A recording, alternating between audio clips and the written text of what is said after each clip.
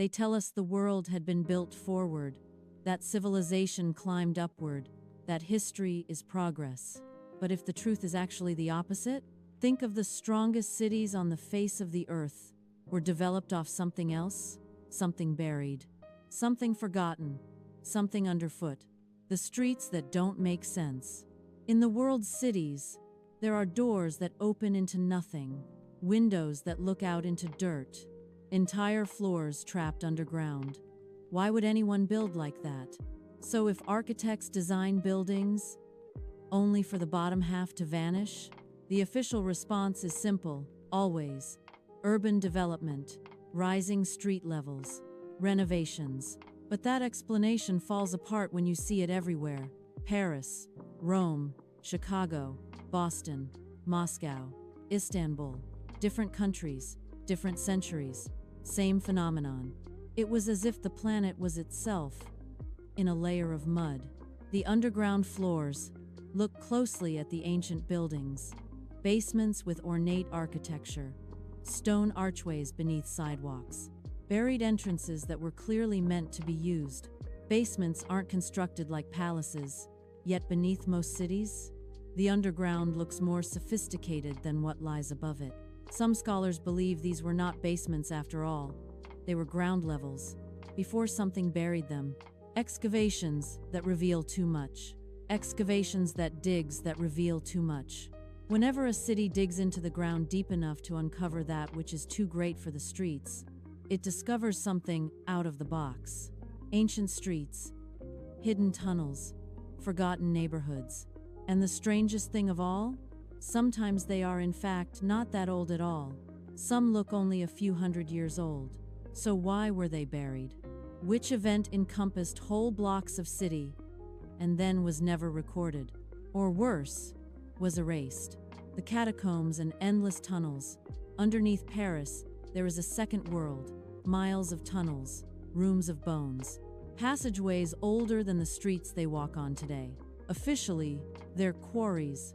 But why do so many cities have an identical underground labyrinth? London, Edinburgh, Naples, Prague, whole networks below civilization. The question is, were these built underground, or were they buried there? The old world underneath the new. The Mudflood theorists hint at something horrifying. They are not the first versions of cities we live in, they are replacements. A new culture on top of a previous one.